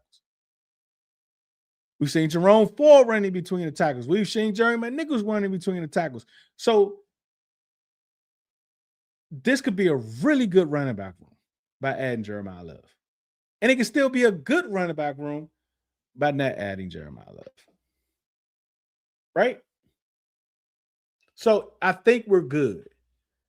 I think no one, and Ben is pretty tapped in, right? So I don't think no one in the organization, this is drafting Jeremiah Love is not a slight on Bill whatsoever. It's not going to be on him whatsoever. Right? What's up, Trey? How you feeling, man? I don't know if Diggs is an option. I think you're talking about Stephon, right? Debo. Jeremiah Love rabbit hole. Yeah. What's up, Andrew? How you doing, man? Stephon, what's good, bro? Yeah, that Brian Thomas thing is interesting. Like Adam, the way he working these contracts and Saturday night, we're going to look at all of our contracts. All of them should be approved by then. And the way he's done some of these contracts is flawless, bro. Like it's flawless. It is flawless the way he's done these contracts. The knowledge that Bill would gather with Rashad White and Jerome Ford. Yeah, man. And having McNichols back. And look, he still got Anthony Lynn. Anthony Lynn is solely the running backs coach now. He doesn't have any more duties, but he's solely the running backs coach. I think that's going to benefit him too. Right? I think that's going to benefit him too. Right?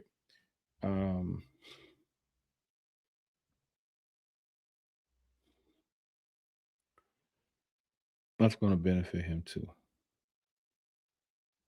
Let's see.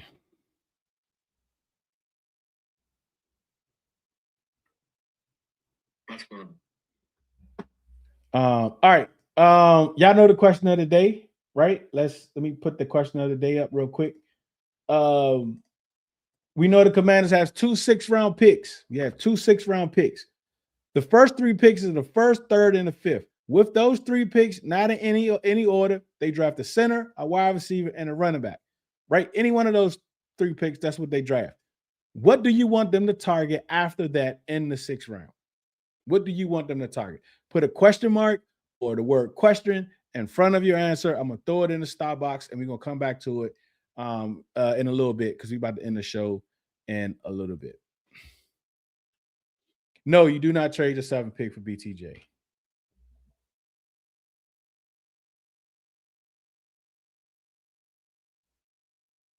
No. And get 2 third-rounders? No. I don't think they'll do that anyway. That's a lot of collateral. That's a lot of assets to be sending with be at BTJ, and all you get is the 7th. But no, I wouldn't do that. I'm not trading out of the. I'm not. It got to be like AJ Brown type, or not for BTJ. Not at 7. All right. That's the question of the day. We coming right back to that, but I do want to do. What are we gonna do? Around the NFL. Around the NFL, tightest to and further from the cap. There are some teams, bro. Let me pull that. There are some teams that's like that's so close to the cap. It's insane. Tightest to the cap mean that like the Bears have $200,000, the Panthers $4.5 million, the Giants 5.5, the Cowboys 13, the Saints and Chiefs 13. Right, so this is how much cap space they have available. That's insane, bro. So like they have to sign their they have to sign at least like their draft picks, and you need a cushion going into the year for injuries and so forth. So there's still a lot of moves to be had in the NFL. Right, a lot of people got to get under the cap, so they're gonna be moving money around, just like the trade that we saw today with Dalton and the Panthers and the Eagles for Andy Dalton and the pick. Like the Panthers were able to get an extra $2 million. Because listen, like I said, they only $4.57 million under the cap, right? So that move I think saved them like 2.6. Right, so that gives them even more cushion. So they got about 7 million now. So at least they probably can sign their draft picks. Maybe I think you need like 10. I don't know. Depends on how many picks that you have, how much money you need. I think for us it was like 10, 11 million to sign all our picks. Right, so there are going to be some more moves made. It might not be big moves, but as far as other teams, there's going to be some more moves made. Right. And as far as cap space, the Titans have 63 million, the Chargers have 54 million, and then we have 52. And I think this doesn't count the last couple deals that we made, like who we hired, like Jerome Ford. I don't think it counts for his, and maybe a couple others, right? But by Saturday, we should have all the numbers that we need. But we still got a lot of cap. So this takes me to this question. What is Adam Peters doing with this cap? Right? Because if we would have got Lindenbaugh and Pierce, of course, we wouldn't have this much cap.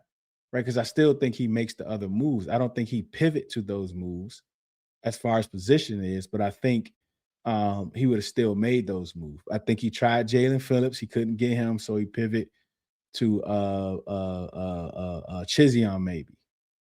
Right? He tried Trey Hendrickson, couldn't get him. He pivoted to Odafe. Right? So I think he was still going to be willing to spend money at the edge position, right? And a linebacker. But, right, I think he still would have tried to get those. So it has to be something. Maybe BTJ is in the mix. Maybe, Adam ain't afraid to use next year's picks. He's not afraid to do it. Right? So I wouldn't be surprised, because we got cap space to pull off one of these moves, pull off one of these trades. We got the cap space to do it, right? And we have, like people say, oh, we ain't got none. Yeah, we do. We do. Like, we got next year's, the year after. We got some day 3 picks. We got a third. Like, we have assets, right? Especially if you're doing it for a younger player, right? So that's interesting, right? To see what we're gonna do with that cap. Also around the NFL, the Browns today, everyone, there was 2 committee proposals for the upcoming season. One of them was because I think they did a trial run for the legal tampering period for teams to spend 1 hour on Zoom with the player that they're pursuing without their agent. And I know we did that with Leo Chanel because he mentioned it during his presser, right? But this rule was proposed to make that official. I think it helps. It's good to always talk to the person you're actually going to be dealing with, right? And I know now they probably only able to deal with those agents during that time period, but now they can deal directly with players. And I don't think you get like unlimited. I think you get 3 of them, 3 to 5, 3 or 5, up to an hour of players you can use that benefit for. So I think that's good, just to talk to the players, see what they're about. You got any questions you want to ask them?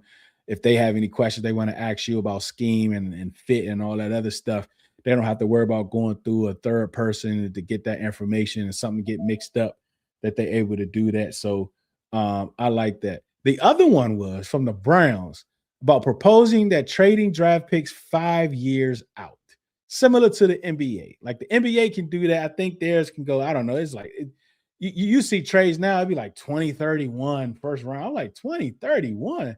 Like, that's insane. But I don't think it can be like multiple years, something like that. I think that's how the NBA is. But I think the NFL picks is more valuable than the NBA, just based on talent. Right. So you never know where a franchise is going to be 5 years from now.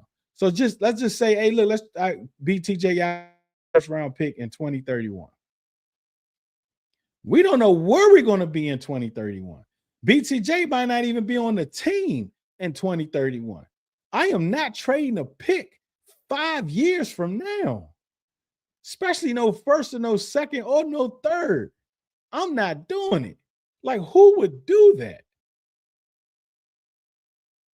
Like the person that's giving up the player will be happy to do it. Yeah, I'll take that first in 2031. Yeah, just take this player and in their contract.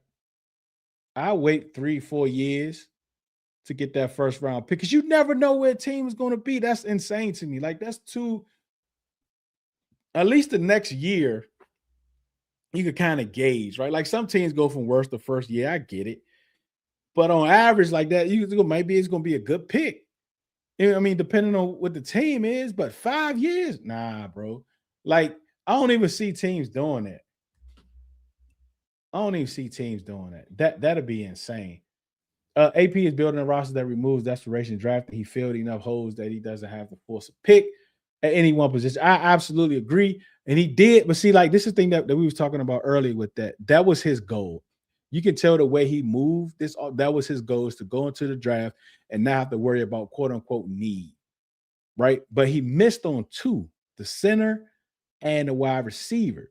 So now kinda those are 2 needs, unless he's able to address some of those before the draft, right? The other rule around the NFL is the NFL and the referees' collective bargaining agreement may end badly. They are now, the NFL is now putting together training videos or resumes or something in that effect where they are training these new referees, right? I guess, I don't know what they call them. Lockout referees. What was another word for? I forgot what they call it. Right. So if they cannot come to an agreement, those referees is going to sit. Like, bro, this is bad. The NFL need to figure it out. Because I know they changed them from part-time during the last CBA they had with them, but they got to figure this out, bro. I think some of them is full-time now. Like, I don't know. I think they go around well, I don't know what they do. Right. But they got to figure it out. Like, you can't bring replacement referees. because the regular ones are horrible. I mean, the regular ones are not that good. I ain't gonna say not all, but the regular ones is not that good. So now you're gonna bring in replacement ones that you trying to develop a trainer out like the train before. Nah, bro, no, that's not gonna work. Y'all gonna have to figure it out. We can't come in this joint and have all these replacement refs all over the field. You can't do it. We can't do it, man. No replacement refs. Come on, NFL. Get it right. Get it together, man. Imagine trading your number 2 draft for 2024. Right, bro. I would be, man, I would be so hot. For a player that's not even there anymore. Oh, I would be so hot. I don't know, man. We're gonna do our first red zone mock on Monday, Brock. So come through. Come through on Monday. We're gonna do our first red zone mock. Post draft, post free agency mock. Peters didn't sign stars, he signed insurance policies. Ooh. I don't know about the insurance policy, Caesar. What you mean by that? Are you referring to 1-year deals? Because I don't think Leo was insurance policy. I don't think Cross is insurance policy. Odafe. I mean, even Chizion, like, I mean, he could bring a lot of impact. I mean, Chig, like, what you mean by insurance policy? Let me figure that out first. What you mean by insurance policy? All right, let's get to our question of the day. How you doing, Ashley? Thanks for jumping in. Appreciate it. All good. Spring break, March Madness. Go Bills. Oh shit, Bills fan. Shout out to you. Yeah, March Madness started tomorrow. Y'all better get y'all brackets ready. And look, Reader Radio's tomorrow morning, 8 o'clock. We run for Monday, Wednesday, and Thursday. Reader Radio. We talk all Commanders and all DC sports and other things. And the other things tomorrow is going to be March Madness. Right? B Smoke is bringing all the March Madness info tomorrow morning because I think the first tip-off is at 12:10. So you got to get your brackets in before then. We're going to do like a little mini bracket on tomorrow. So definitely check, tap in. That's only on X. Riddle Radio is only on X, one from 8 to 10 a.m. So stop in on that. He got younger with most. Oh, yeah, for sure. I agree. It can gain some traction. But the thing is so you saying Delaney as in a team coming up for him? Is that what you're referring to, Brock? Is them coming up for Delaney or us moving back and then grabbing Delaney? Because like us moving back for grabbing Delaney, then we're gonna need to figure out what's there that a team wants to come up for. And to your point, because you're really not a Love guy, if Love is there, I know you will move back to like 12 or 13 and be sure to kind of get Delaney in that circumstance. For sure. Yeah. Yep. Or Love if he's there. Yep. Tate, I'm not too Downs possible, right? I don't think Tate, nobody will come up for Tate or Downs. Because like you say, like they're not top 10 guys really, especially Tate, right? So I don't know who would trade up for Tate to come up. That'd be surprising, right? But Downs is a maybe, right? But I don't even think somebody come up for him. Now Love is there, you absolutely get a trade up. It means he avoided overpaying for position. He wants to upgrade through the draft. Yeah, I can see that. But look, he did go after Pierce and he went after Lindenbaum. So I don't know, man. He tried it though. And Love, right? I wasn't big on him before we signed our running back room. Now that we have run, yep. All right, question of the day, right? The Commanders have 2 6th-round picks. And with the first 3 picks, the 771, I think is 140 something, I believe. Either order, I don't care. We're not going to talk about the order, but within those 3 picks, they get a wide receiver, center, and a running back. Which picks do you want or do you want the Commanders to target after that? Johnny from X, Johnny Scans fan says a kicker. Y'all know I love kickers. Hashtag kicker in the 7th, right? I've been wanting that for the last couple of years. I don't know what the class is like this year, but would be nice to get young kickers we can potentially. I really like Trey Smack from Florida, but I don't, it may be, and I don't even think like he is not even projected. Like last year, we had at least 2 or 3 kickers that was projected to go within the draft, right? End up only 2, I think, got drafted. So I think it's 1 this year. I forgot what his name is, but Trey Smack is now. I absolutely think he's not going to get drafted unless the team is desperate for a kicker. I don't think he gets drafted. So if he does hit undrafted free agent, I'm sending him the bag. Right? I'm sending him the bag. And it's not like a huge bag, but I'm sending him the bag as an undrafted free agent to come in and compete with Jake Moody for real. Seriously. Emo, he says safety, free safety to be specific. One that can make a play on the ball and pass defense to be more specific. I would love that. We don't go safety the first couple picks. If we do go, according to this scenario, running back, wide receiver, and center, safety is definitely safety and cornerback is probably where I go next. One of those positions, the best player available at one of those positions is probably where I absolutely go. I think we have a ton of box safeties that can play. Like Nick Cross can do both. Like he can play free safety, he can play it at a decent level. I think he's the only one that can play it at a high level. Like we seen what Quan can do. We know Will Harris ain't really trying to do it. Percy, so we absolutely need somebody that can play center field. We need somebody that can play center field. I don't think this GM will get a running back at all in this draft. We don't need it. Just spread the touches. And Coach Papo says cop out answers BPA. Of course, like best player available is definitely where it's going to be at, right? Even if it's another wide receiver right there, I think BPA you go after. Running back, I don't think so much because we already have some, just like Brock said. So if you draft another running back early in the draft, I don't think you go BPA with a running back. I don't think you go BPA with a wide receiver. If you already drafted one, wide receiver maybe, but I don't think you do that with a center. So absolutely. All right, so let's go over here to our start. Nick says corner and a linebacker, throwing a running back or a wide receiver for 7. Yeah, linebacker is also one. Linebacker is also one that I wouldn't be surprised because even though Jordan McGee is an Adam Peters guy, so is Kane Madrano and so is Ali Cahill. So, but we do need competition there, right? And Leo, I don't know what he's going to do. I don't know if he's going to play weak, middle. Like, I don't know. Like he played middle linebacker during the Super Bowl run in the playoffs, and he played at a very, very high level, and he was very proficient there. But they moved him around a lot. So I don't know what the plan is for him. So a linebacker definitely can be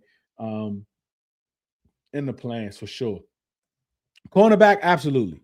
Right. I think we need a cornerback, bro. Like we only got 3 on the roster, and it's like more like 2 in a possible or two. Like if we playing spades, look, bro, we gotta go board because all I got is 2. I'm only doing 2, right? Actually, no, I'm doing 1 in a possible, right? We going board, right? Because I don't have I'm counting on Amos, but that's it. I ain't really counting on Mikey, and I like Amick. I like him a lot. I think he's very gritty. I think he balls out. So I'm good with him, but I'm going 1 in a possible. Another quarterback is interesting. You get that young kid from Arkansas. I think he's from Arkansas. A Tim Tebow-ish, right? I wouldn't be surprised if they do go quarterback. And I won't be surprised if they go another vet in free agency or they do an undrafted quarterback because we're going to need 4 for camp, right? 4 or 5 for camp. Well, one of them is only there for the vibes, right? He has the best PR team in the league. They tell him, hey, look, stay around Jaden as much as possible, right? Jesse says best on board, no matter position in the 6. In fact, any round. Yes, a lot of people love best on board BPA, but sometimes when you already have a position group kind of established, you might go to that next BPA, not the BPA, but the next one. So absolutely, we could do that. Nose tackle, I think we got one, right? So we have Tim Settle, but the thing is, I would love to bring back Goldman. I would love to bring back Eddie Goldman. Out of all the vets that remember, he didn't even play the year before last, right? He was out the league. Right. And he came back and balled out for us. Out of all the players that we brought, like between like him, like Von Miller and those guys that was only supposed to play in sub packages, end up having to play more. Right. Once I said, like at any point in time, if Von Miller's out there on 3rd and 3, like we in trouble. And he ended up being out there on 3rd and 3, and we was in trouble. But Goldman was able to play those sub packages at the zero tech because like Payne, Newton, Kinlaw, they all stay fairly healthy throughout the year. So Newton played that zero tech very, very well. I would love to bring him back to sit behind settle, maybe battle for a last roster spot, whatever the case may be. But if they like somebody in the 6th or in the 7th at nose tackle, a young guy, rookie guy, I wouldn't be mad at that either. Cornerback, wide receiver, cornerback. Yeah, I think we need 2 cornerbacks, bro. Like, I wouldn't be mad at it. I think we need 2 cornerbacks. Like, if we do get Delaney in the 1st, I would love that. Wouldn't be mad. Then I'm coming right back day 3 to get another corner. Like, we need some youth. We need some center. Yeah, but like we got a center, right? So we kind of said that center, but cornerback, guard, maybe, right? Because I don't know what's going on with Coleman. Coleman going to do center? I don't know, right? But we have a backup, like let's just say is Allegretti. So you have Coleman, that's the backup center, and the backup left tackle. You got Wiley, who's the backup guard and backup right tackle. But you do want to start looking for the future and developing players. So these picks, that last 3 picks, are more so for development. Can these guys be starters in 2-3 years? That's what you want out of those late round picks for sure. I think we should draft another quarterback this year or next year because GQ, man, and yeah, he's not like we know that. Like, I don't know why people was mad that he ain't played. Like, he's not good, right? He's only here for the vibes, right? He could be on the vibes on the practice squad. I wouldn't be mad at it, right? We love the vibes. So yeah, I appreciate all y'all participation for the question of the day. Let's see, we have some more on here. Let's see what we got. Safety, cornerback, and kicker. Zavat. Oh, that's the one I think that's him. I think that's the kicker that they have projected to be drafted. I think that's his name. Yeah. If we can trade back and pick up a asset in the 2nd or extra 3rd, we definitely, I can see the guard. I'm not too sure we do that early, but I can see them doing it late. Amir, what's good? How you feeling? It has to be corner, right? You need an extra body. We need like 2 of them. We only got 3 on the roster. We need like 2 of them. Like, I didn't think Noah was going to come back. I was surprised. I thought Jonathan, I thought he would come back, but he ended up going with the Eagles. So we definitely need a couple more corners for sure. What's up, Unc? It's your bedtime. We got to get a real radio. We got a big show tomorrow. March Madness tomorrow. But yeah, absolutely. Right. But the question was, they go center, right? At 70, like one of the first 3 picks. I don't think they double up on center. But I absolutely think that we'll get a center if we don't. Somehow we coming out of this draft with a center. I believe that. Okay, Ashley with all the emojis. Go Bills. You think we're talking? I don't know. We got to see where he's at. We got to see where he's at, bro. We got to see where he's at. It's good Durante mentioned him, so he's been watching film on him, right? So we just got to see, because these guys are young and they fast, they can move. So we just got to see. I'm excited. I'm excited though. Yep, running back. Absolute possibility, man. Appreciate y'all, man. Real quick, don't forget, if you're not subscribed, please do. Red Zone and Lab 101 on YouTube, Red Zone and Lab on all socials. Also the community. You want to be part of the Riddle community, tap in with me, support your boy, bringing you more and more content. All right, Mike on deck. This is what's on deck for the next couple of days, right? Tomorrow morning, like Riddle Radio, tomorrow morning, 8:00 is a Commanders radio show, morning radio show. It's only on X. It's only on X. We go from 8 to 10 o'clock. Tap in. We're talking Commanders and whatever else is going on. But tomorrow, the main thing, the big thing tomorrow is the bracket. March Madness starts tomorrow. I think the first tip-off is at 12:10. So you got to get your brackets in before that. All right. Also, tomorrow, we're doing a film session on Jerome Ford. This is what I mean by being in the community. I think the tier started like $1. So I'll be here on YouTube. You'll see me on YouTube but the actual film work is going to be in a webinar, which you're going to need a link for, which gets posted in the Riddle community. But on here, if you do decide to do here and you don't want to be part of the community, that's cool too. Still pull up, because I'm gonna have like the play or the game and the quarter and all that good stuff of what we're watching. So if you want to watch on a different device to follow along, you can do that, right? So that's what we're going to do tomorrow. And then Friday, I'm going to drop my 5 up, 5 down, right? 5 up, 5 down, which is more film review on Jerome Ford, just giving you the 5 best plays that I've watched with him, with me breaking them down a little more, and also 4 of the worst plays from him, which I'm also going to break down. I'm going to try to get that out, drop that Friday at 12:35. 12:35. All right, that's a wrap, man. That's a wrap. That is a wrap. Don't forget our guest today, Ben Standig. Don't forget to subscribe and to all of his platforms.